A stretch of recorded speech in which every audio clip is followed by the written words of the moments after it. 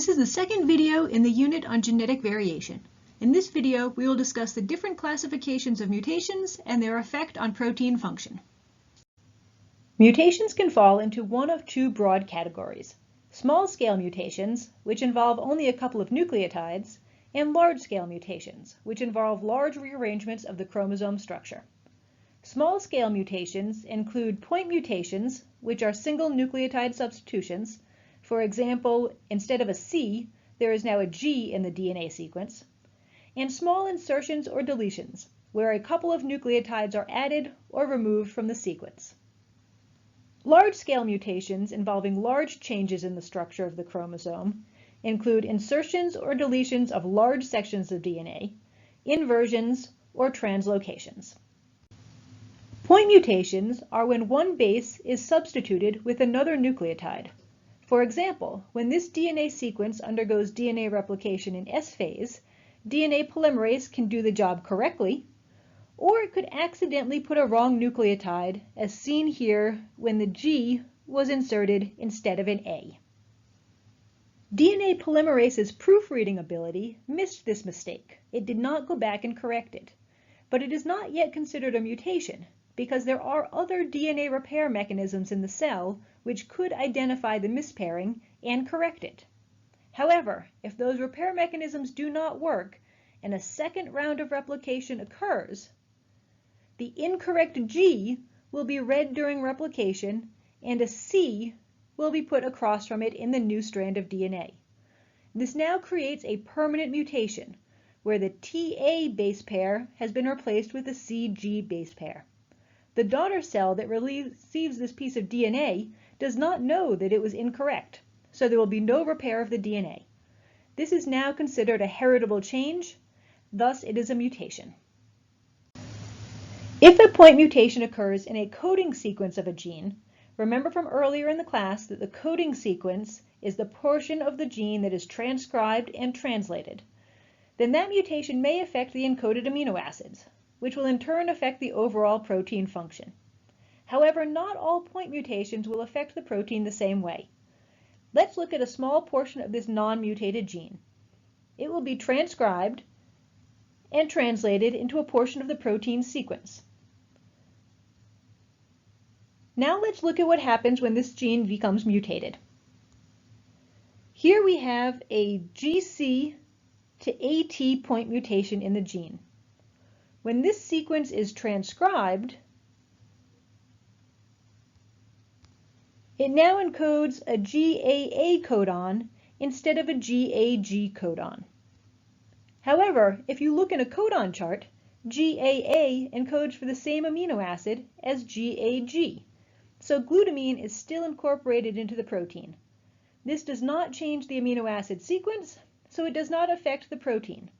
These types of mutations are called silent or synonymous mutations. Looking at a different point mutation in the DNA, we now have an AT to TA point mutation. When this sequence is transcribed, it generates a GUG codon, which encodes for a valine. This has caused one amino acid, glutamine, to change to another amino acid. This type of mutation is called a missense or non-synonymous mutation. This specific missense mutation occurs in the gene encoding hemoglobin, the protein of the red blood cells responsible for carrying oxygen. This single point mutation, which changes glutamine to valine, causes the disease sickle cell anemia. There is a third type of protein mutation which can be caused from point mutations called a nonsense mutation. A nonsense mutation occurs when the change in DNA causes a stop codon to form in the messenger RNA. In this example, the GC to TA point mutation in the DNA causes the GAG codon to change to a UAG codon. UAG is a stop codon. Since translation does not continue past a stop codon, this truncates the protein, which makes it shorter than it should be. These shortened proteins are non-functional and unstable.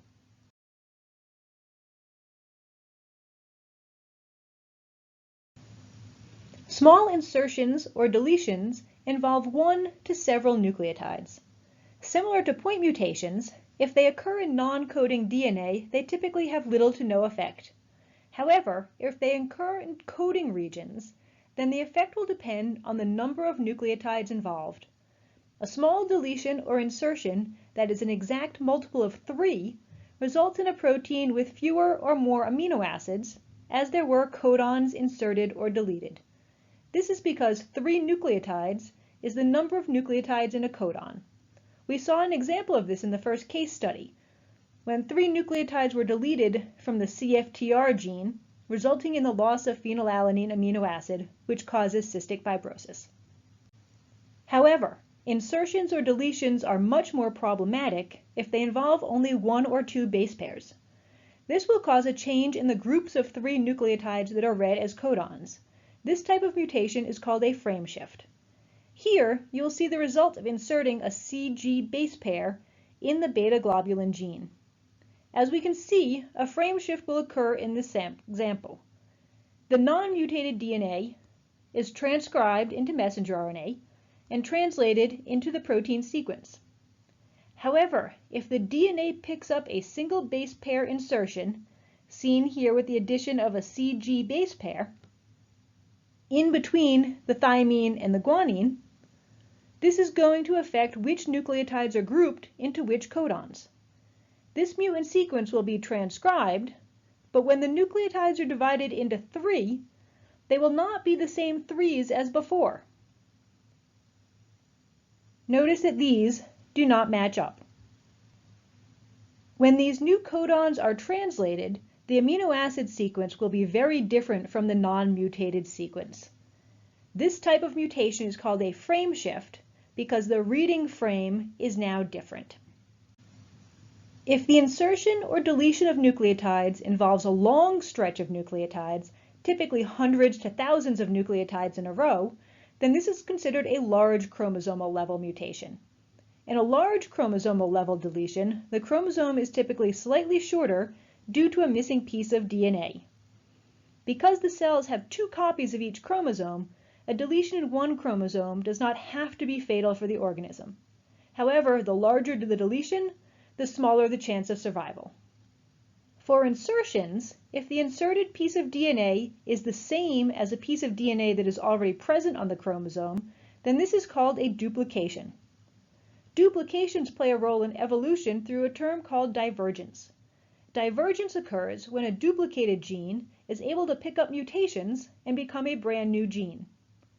This occurs because when a gene is duplicated, one of the copies is free to pick up mutations without harm to the organism, because the other copy is still functioning. Another type of chromosomal insertion is called a transposable element, or transposons. These are also called jumping genes because they are DNA sequences that can move from one position to another in the genome. In this example, the red DNA is a transposon, which jumps out of the blue chromosome and into a location on the purple chromosome. If a transposon inserts into a gene, it can disrupt that gene's function. A good example of the effect of transposons is seen in Indian corn, where a transposon has inserted itself into the gene for the purple kernel corn, disrupting it in some kernels but not others.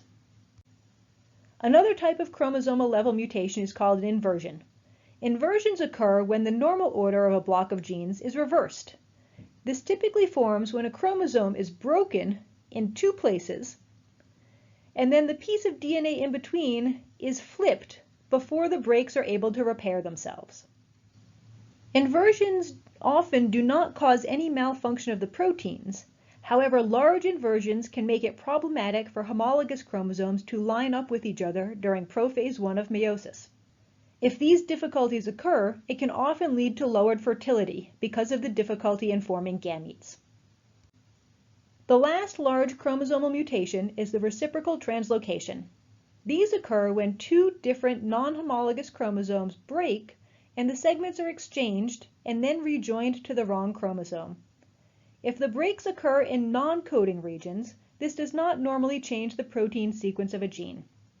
However, if the transcription rates of the 2 non-homologous chromosomes are different, then the amount of protein produced may be affected. Additionally, if the reciprocal translocation is found in cells that will undergo meiosis, there can be a higher level of infertility or children born with abnormalities because of the difficulty aligning the chromosomes with their homologous pair in meiosis.